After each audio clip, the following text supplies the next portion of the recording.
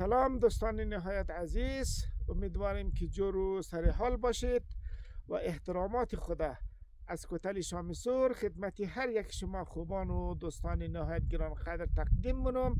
امیدواریم که خوش و خندان باشید. دوستای عزیز، یک فیلم از منطقه جاکه و یک قسمت از اولیات از مسیر سرک جاکه و اولیات بخشیشم تهیه کردم و او را در اختیار شما قرار دادم. امیدواریم که این فیلم تا آخر بیننده باشید و از دیدن از این فیلم و از دیدن زادگاهتان لذت ببرید. سلامت باشید دوستان عزیز.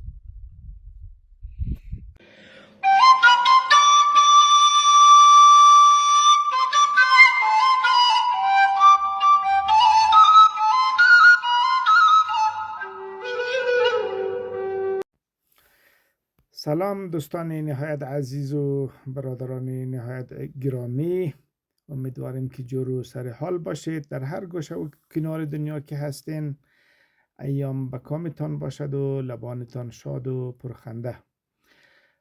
دوستای عزیز، ما به خاطر از که یک خاطره داشته باشیم از سرزمین زیبای جاکه و یک تصویر بسیار زیبا را از مسیر سرک جاکه بخششون تهیه کردم و تا منطقه دانشای اولیاده.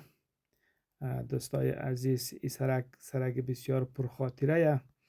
هر کدام ما و شما از این سرک چندین بار تیر شده، رفت آمد کده دیگه. این سرک نقطه به نقطه، سنگ به سنگ، یعنی درخت به درخت، قدم به قدم دچیم از ما و شما آشنایه و هر زمانی که طرف از این سرک ببینی یک عالم خاطرات در ذهن ما و شما زنده میشه.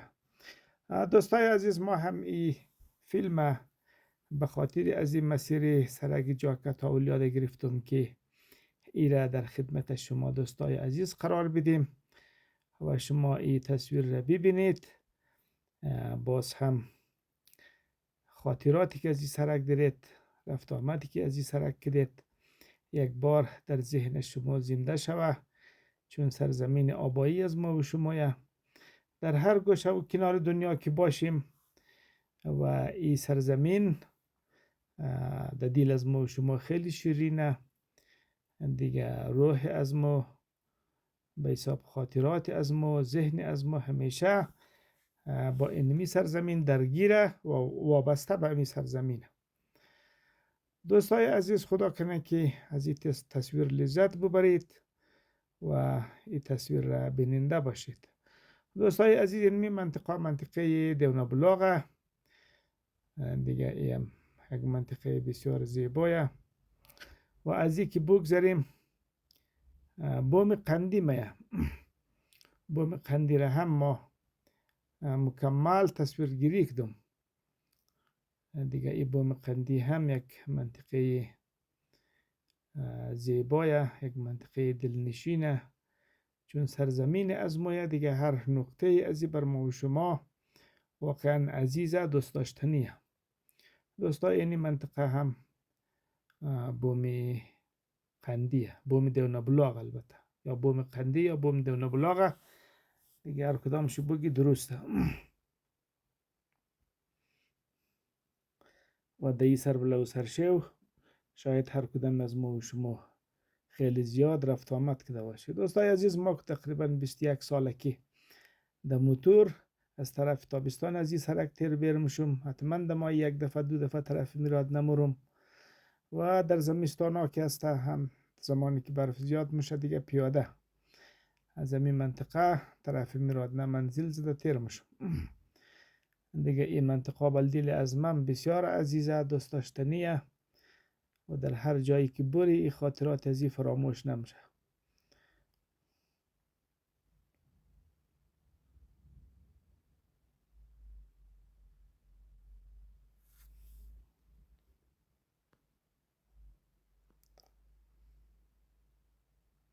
دیگه این بومم البته این بوم دونابلاغ یا بوم قندی هم یک منطقه درو درازه دیگه. من نقطه وصلی منطقه جاکه یا منطقه دیوان بلاغ و اولیا ده.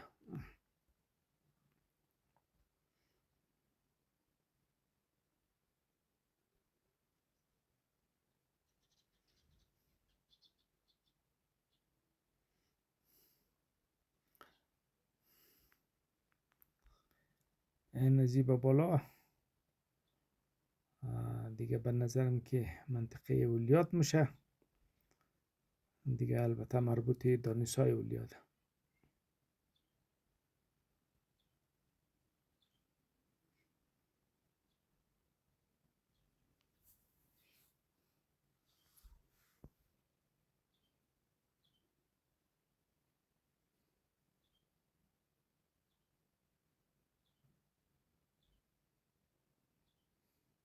این منطقه خانه استان عادلیه. فقط یک خانه در این منطقه وجود داره، دیگه کس نیه.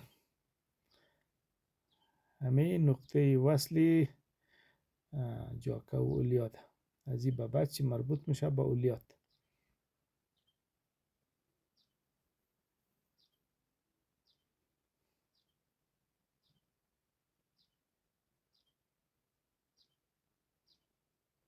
دوستای عزیز، شما هم شاید از این منطقه زیاد رفت آمد کرده باشید. دیگه این منطقه را از مخت شما خوب بلدین، خوب میشناسین. دیگه از این منطقه هم به حساب خاطره دارین. دیگه زادگاه از ما و شما حتما محبت بسیار زیاد همراه از این منطقه ما و شما داره.